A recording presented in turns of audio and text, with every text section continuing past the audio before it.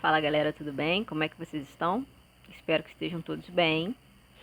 Vamos falar um pouquinho aqui sobre dissertação, que é um tipo específico de redação que geralmente cai nos concursos públicos aqui no Brasil e nos processos seletivos para inserção em universidades. E aí hoje em dia a gente tem tudo isso unificado no Enem, né? Vamos lá. A dissertação, ela é um tipo de redação em que você vai expor ideias sobre um determinado problema, uma determinada questão. Então, ela tem um modelo, um padrão a ser seguido. Tem que ter lá introdução, formado geralmente por um parágrafo de quantas linhas, professora? 5, 6 linhas, dependendo do tamanho da redação, tá? Desenvolvimento, 2 ou 3 parágrafos de desenvolvimento, que é quando você vai expor pontos relativos a esse assunto questionado, ou problemas, ou situações referentes ao tema da redação. E a conclusão, em que você vai propor solução ao que você questionou e problematizou nos parágrafos de desenvolvimento. Então, preste atenção. Uma redação, ela tem que ser encadeada, os parágrafos têm que ser encadeados. Do início, ela tem que ter início, meio e fim, certo? Você tem que apresentar o assunto, o tema, depois você tem que problematizar esse tema e, ao término, tentar propor soluções para esse tema, tá? O formato é em parágrafos, atentar para essa questão que mudou o foco, mudou a análise, mudou o parágrafo, tá? Que mais? Algumas coisas importantes para você não cometer em redação: repetição de palavras. Quer falar sobre a mesma questão, mas não lembra da palavra, reformula, não lembra de uma outra palavra, reformula a oração inteira, a frase inteira.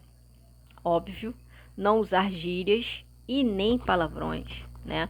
Aliás, o ideal é que isso não seja usado em nenhum texto escrito, a não ser que seja um texto em que isso seja possível, uma sátira, alguma outra questão, mas numa redação, num texto em que você vai ser avaliado, não utilizar, tá? Nem palavras chulas.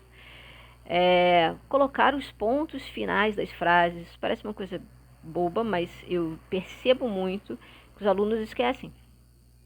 Se você não bota um ponto final, significa que a frase não finalizou, tá? Então, é como se a ideia ficasse solta. Então, prestar bastante atenção na pontuação desse texto. Não abreviar palavras. Escreve a palavra por inteiro, tá? Que mais? Letra legível, porque o avaliador, ele não é obrigado a ficar tentando entender o que você escreveu. Se ele não entendeu o que você escreveu, você já perde ponto ali, tá? Isso se a sua redação for corrigida, certo? Tem que ter uma coerência no que está sendo escrito, né?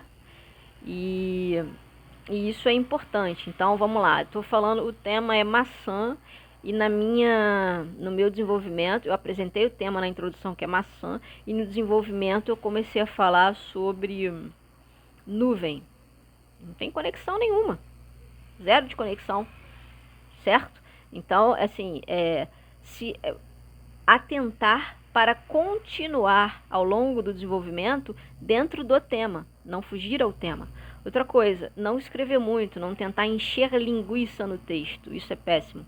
Você tem que ser objetivo, tem que ser sucinto e passar ali o recado que você quer passar sobre aquele assunto, tá bom?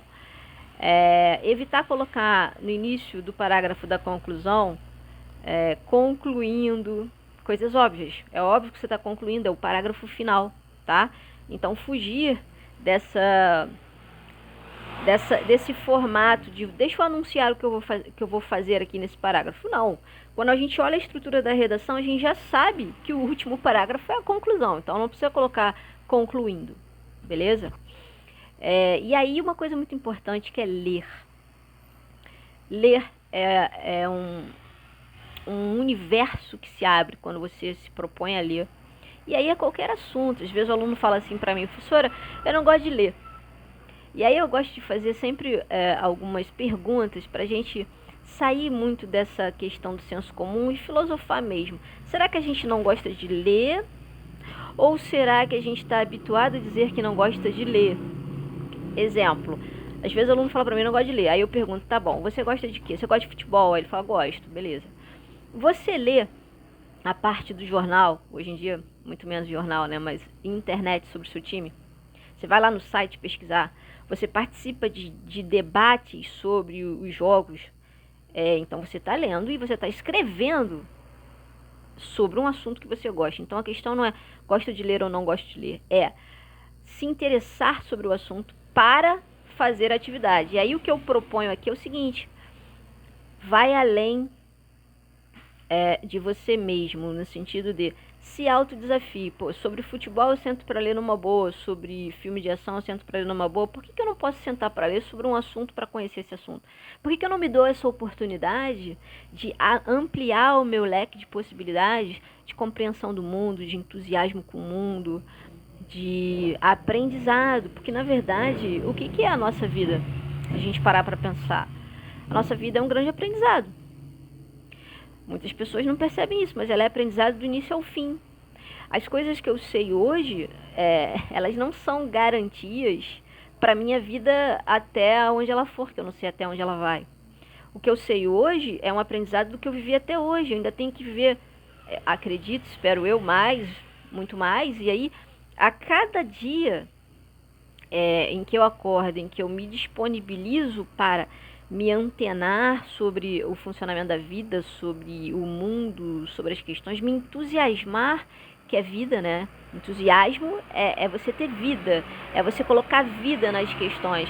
Então, assim, o grande desafio talvez seja do professor hoje em dia é mostrar para o aluno que a vida é entusiasmo, é a gente que coloca interesse nas questões. Então a gente coloca interesses em questões que são óbvias pra gente, a gente pode colocar interesse em outras. O aprendizado é uma descoberta que alguns têm e outros não. Mas vou te dizer, ela abre um universo gigante de possibilidades de entendimento do mundo e ela te renova, né? Então assim, se autodesafie para ler sobre assuntos que até então você não se interesse. E aí depois, quem sabe, não nasce um universo gigante de possibilidades de aprendizado, que é o que a gente está fazendo aqui. E aí a gente, geral, não só eu, não só vocês alunos, todos nós que estamos vivos, estamos num processo de aprendizado. Na verdade, quanto mais a gente pensa sobre as questões, quanto mais a gente estuda, mais a gente percebe que precisa pensar mais e estudar mais. E que isso é algo da vida. A vida é isso. Quando eu perco o interesse em algum assunto, eu mato aquele assunto. Então, quando a gente diz, a pessoa deprimiu, o que significa deprimir? Ela perdeu o interesse sobre todos os assuntos possíveis. E aí, a tendência é que ela mata a vontade de viver, tá? Então, assim, eu dei uma viajada aqui, mas eu acho importante porque se disponibilizem para ler sobre assuntos que até então vocês não têm hábito. E isso, quando eu digo para vocês, eu digo para mim. Quando a gente fala com os outros, o processo da fala é terapêutico, né? Quando a gente fala com as outras pessoas, a gente primeiro está falando com a gente mesmo. Então, assim, se disponibilize para aprender sobre assuntos, para ler sobre assuntos. Óbvio que você vai ter assuntos que te entusiasmem mais, isso é natural, todos nós temos, mas não fique preso naquela ideia de senso comum de não, sobre isso aqui eu não leio porque eu não gosto. Mas, de repente você nunca nem sabe, você não se deu a chance de saber se você gosta ou não de determinado assunto, tá bom? Então, para que a gente escreva bem, a gente precisa ler com frequência. Ler o que, professora? Qualquer coisa. Receita de bolo, sobre o seu time de futebol, sobre assuntos que você goste, sobre noticiário, qualquer coisa. Gibi, né, história em quadrinhos, tudo isso é leitura, tudo isso desenvolve a nossa maneira de elaborar as ideias e, consequentemente, colocá-las no papel, tá bom? Então, as dicas são essas. E para a galera do terceiro ano, leitura é como beber água. E aí não só no terceiro ano, conforme você continua a vida, né? Ideal que você continue lendo. E descobrindo novas formas de pensar o mundo, de ver o mundo, de se interessar e de ter vida. Tá bom? Então é isso. Por agora é só isso. Abraço.